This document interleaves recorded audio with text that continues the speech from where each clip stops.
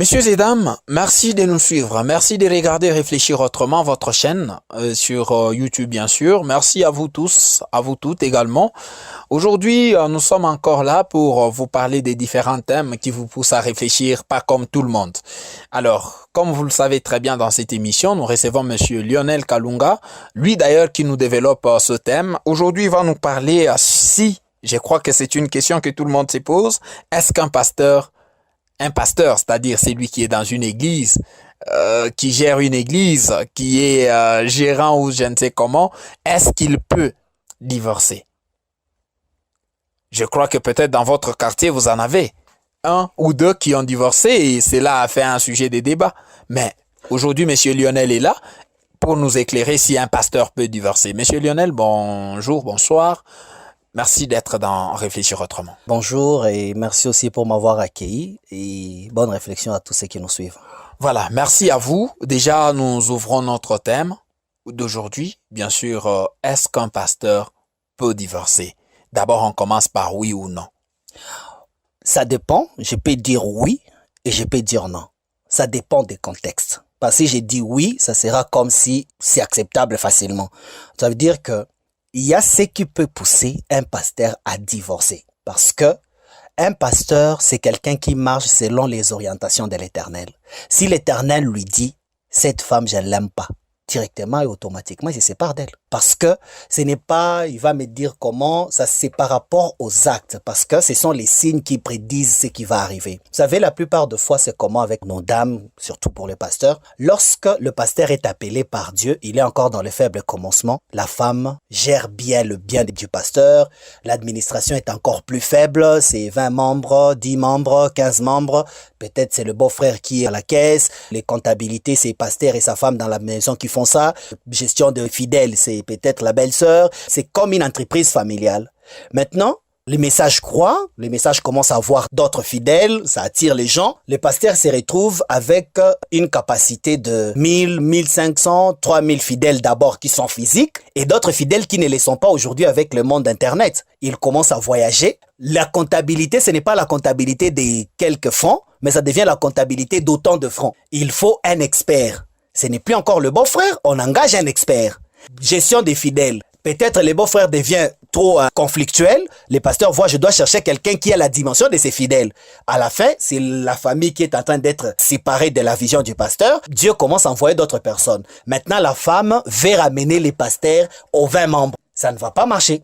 Alors, la femme devient maintenant la cause de problème de l'église. La femme commence à menacer les chrétiennes, la femme commence à voir déjà l'ousie mal placée, et à la fin, les pasteurs commencent à voir que non, si je continue avec celle-ci, ça va me tuer. Ils demandent de conciliation, la femme ne comprend pas, il la présente devant les anciens, la femme ne comprend pas, il appelle d'autres pasteurs, la femme ne comprend pas, et à la fin, le pasteur va continuer avec cette personne, pourquoi? Soit il choisit Dieu, soit il choisit sa femme. Mais maintenant, Monsieur Lionel, si le pasteur parviendrait un jour, par exemple, il divorce, est-ce que vous ne voyez pas qu'il ira peut-être loin de principes divins parce que la Bible dit un pasteur doit avoir seulement une femme.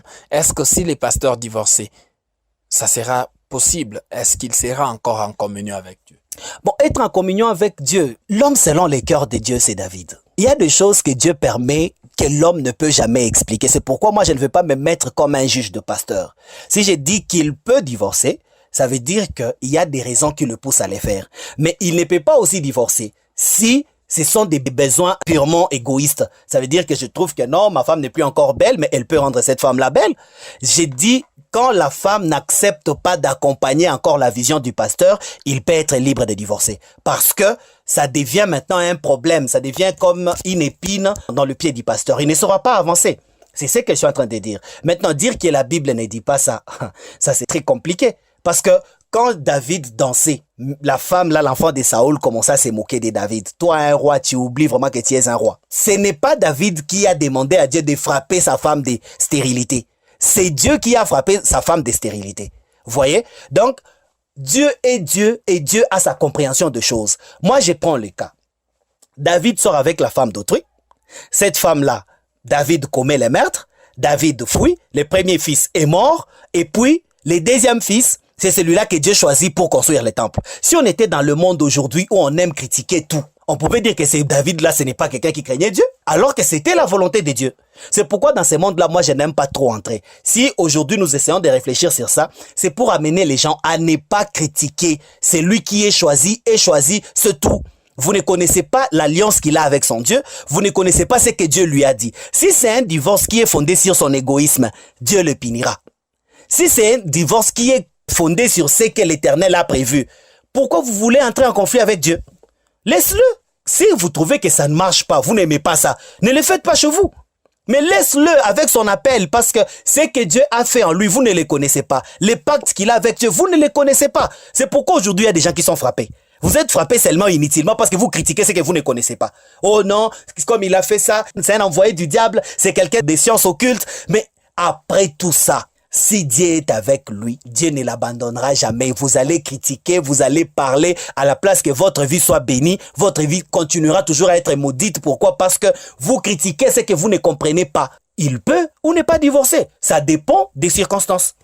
Voilà, monsieur Lionel, et s'il arrivait que le pasteur divorce. La Bible dit dans ces cas, le pasteur ou tout homme qui va divorcer d'avec sa première femme n'aura plus droit de se remarier. Est-ce que le pasteur peut rester aussi comme ça, sans se marier? Le problème, c'est ce que Dieu va lui dire. Dieu peut lui dire épouse une autre femme. Et il peut épouser. Quand il y a la loi a toujours sa raison d'être. La loi n'est pas au-dessus de la foi, parce que c'est la foi qui donne la vie à la loi. C'est pourquoi Jésus a dit même aux pharisiens, est-ce que le sabbat a été fait pour vous? Ou bien c'est vous qui avez été fait pour le sabbat? La loi est faite par les hommes. Ce n'est pas la loi qui fait les hommes. Non. Il y a toujours une raison qui pousse les hommes à faire une loi. Et si Jésus a dit un homme n'a pas le droit d'épouser une autre femme parce que ça sera de l'impudicité ou bien de l'adultère, il voulait seulement décourager ceux qui sont venus avec cette question-là. Ce sont les pharisiens qui sont venus avec la question. Est-ce qu'il est possible de répudier sa femme? Jésus a compris que c'était de l'égoïsme qui les faisait parler. C'est comme quand on est venu avec la femme qu'on voulait lapider. Jésus n'avait pas dit que non, continuez à commettre l'adultère. Non. Il voulait montrer à ces gens-là pourquoi vous êtes en train de critiquer l'un alors que vous aussi vous êtes condamnable. Au lieu de regarder d'abord votre vie, vous vous attachez plus à la vie des autres. Vous venez, selon la loi de Moïse, de telles femmes, il faut les répudier, il faut les lapider. Et Jésus leur pose la question que celui qui n'a jamais péché, qui lui jette la première pierre. Et qui a jeté la pierre? Parce que tout le monde s'est senti coupable. Jésus réagissait par rapport au comportement des pharisiens. Il n'a pas laissé une loi. Jésus a laissé la foi. La foi nous conduit parfois à faire des choses que la loi elle-même ne nous autorise pas. La loi nous dit par exemple que non, tu ne peux pas faire ça et ça et ça et ça et ça et ça. Mais la foi, parfois ça nous demande de les faire. Et dans le droit, parfois on appelle ça jurisprudence. Donc quelque chose qui saute à la loi, mais on comprend que non, ça peut devenir aussi une loi. Parce que on condamnait des gens pareils, mais on n'arrive pas à les condamner parce que les preuves que nous avons nous amènent à ne pas les juger. C'est ça, parce que la foi sera toujours au-dessus de la loi.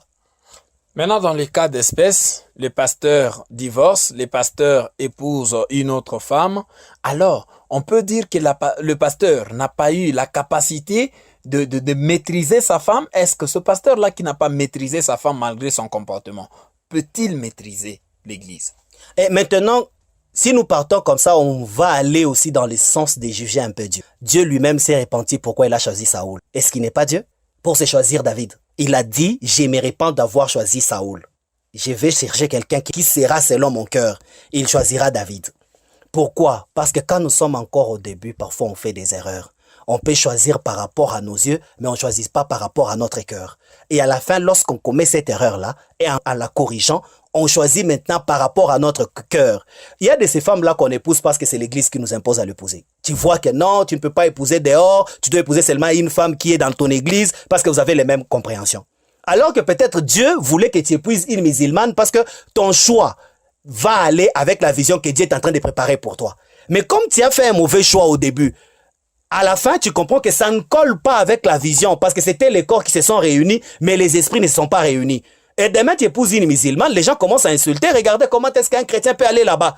Et à la fin, tu découvres le plus grand succès de ta vie et tu retrouves la plus grande tranquillité dans ta vision. Donc, Dieu est Dieu et il reste Dieu et il fait ce qu'il fait par rapport à ce qu'il veut. Maintenant, nous, parfois, dans la précipitation, on fait des mauvais choix. Et Dieu nous conduit derrière ces choix-là. Une fois que nous avons compris notre erreur, il peut nous en débarrasser pour nous donner ce qui nous mérite. Ce n'est pas que j'ai manqué à maîtriser ma femme. On ne peut pas maîtriser un corps, mais on maîtrise l'esprit. Au début, quand on épouse, on cherche à maîtriser le corps. Mais à la fin, quand on se rend compte que le corps, on n'en marche pas partout, mais c'est le comportement qu'on devrait chercher d'abord à maîtriser. À la fin, on se répand. On regrette pourquoi on a choisi cela. Si Dieu lui-même s'est repenti, alors pourquoi moi je ne peux pas me repentir? Dans ce cas, monsieur Lionel, s'il faudrait qu'on adopte qu'un pasteur peut aussi facilement divorcer. Pas facilement par rapport à l'orientation. Mais non. Il peut le faire combien de fois? Il y a de ce pasteur-là qui ont divorcé une fois, deux fois. Et ça fait maintenant 3 fois, 4e fois d'ailleurs. Il continue à divorcer. Toutes les femmes qu'il lui trouve, ce sont des femmes qui ne répondent pas au ministère, ainsi de suite. Comment vous trouvez? Moi, je ne suis pas un juge. Celui qui l'a appelé, je ne connais pas leur pacte. Ce que je veux dire seulement est que si ce n'est pas égoïste, il a le droit. Si c'est égoïste, Dieu lui-même va les frapper. Parce qu'il y a des fois qu'on peut commettre une erreur. Je choisis une femme, je le choisis dans le mal.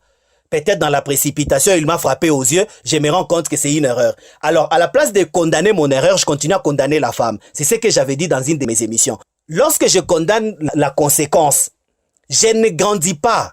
C'est lorsque je commence à chercher à tirer des leçons, donc à corriger mon erreur, que j'ai grandi. Si par exemple, je chasse la femme parce qu'elle m'a trahi, et je continue à ne pas comprendre pourquoi elle m'a trahi et pourquoi nous sommes arrivés là, je continue à la critiquer elle. C'était une mauvaise femme. Je vais épouser encore une mauvaise femme parce que je vais créer trop de garde-fous dans ma vie. Et trop de garde-fous va me conduire à échouer. Voilà, nous sommes arrivés à la fin. Monsieur Lionel, dites-nous maintenant, qu'est-ce qu'on peut retenir par rapport au divorce d'un pasteur? Ce qu'on peut retenir, c'est quoi? Arrêtons de juger les hommes de Dieu. Arrêtons. Si tu trouves que ce qu'il fait n'est pas bon, peut-être que Dieu est en train de t'enseigner, demain ou après-demain, que tu ne reprennes pas ses erreurs. Le fils de Noé qui a voulu critiquer son père, on a maudit la génération de son fils. Pourquoi? Parce qu'il a voulu se moquer de la nudité de son père. Moi, je pisse sur la route. Mon père me voit, il me châtie. Demain, je vois mon père en train de pisser sur la route. Je vais aussi le châtier parce que mon père m'a châtié parce que j'ai pissé sur la route. Ou bien je vais chercher d'abord à cacher même sa honte. Quelque part, je ne suis pas en train de juger. Quelque part, c'est que l'Occident veut nous amener. Critiquer son père. Et on trouve ça normal. Mon père, s'il me frappe parce que j'ai fait telle erreur, si lui aussi il fait cette erreur-là, je dois aussi les vilipender. Il devient mon égal. Non. Les pères restent pères. Je dois les respecter et je dois l'honorer dans tout ce que j'ai fait parce que c'est ma source. Même si je devenais comment, je ne serais jamais intelligent plus que mon père parce que je tirerai toujours ma connaissance dans lui. Alors si je commence à insulter ma source, je deviens inutile. Je ne l'aime pas ce qu'il fait, je me retire. Mais je le respecterai toujours parce que j'ai eu la vie à cause de lui. Je suis ce que je suis grâce à lui. Je porte son nom. Alors pourquoi insulter un homme comme ça? Peut-être il a la maladie, ce qu'on appelle prostate. Peut-être il n'arrive pas à retenir ses urines. Mais s'il était normal, il ne pouvait pas les faire. Mais moi, j'ai encore 20 ans, 25 ans, mais je peux retenir mon urine. Je suis sur la route. Mon père est en train de me châtier parce que j'ai fait quelque chose qui peut toucher à ma réputation demain. Alors c'est moi qui commence à vilipender mon père. Je prends même des photos et j'expose ça sur Facebook ou bien sur WhatsApp pour montrer à mon père que non, tu n'as pas le droit de me corriger. Et quand tu auras la prostate, toi, tu feras peut-être pire que ton père.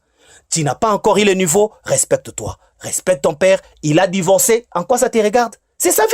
Corrige la sienne parce que la seule vie que tu connais, c'est ta vie. Tu ne connais pas les raisons qui l'ont poussé au divorce. Voilà, mesdames et messieurs, nous avons clôturé avec cette émission. C'est par là que d'ailleurs nous bouclons totalement. Alors, nous allons vous retrouver prochainement, mais vous avez des questions, n'hésitez pas de nous joindre sur le numéro qui est affiché en bas de vos écrans. Monsieur Lionel Kalunga était là en train de parler, il répondait à la question, est-ce qu'un pasteur peut divorcer?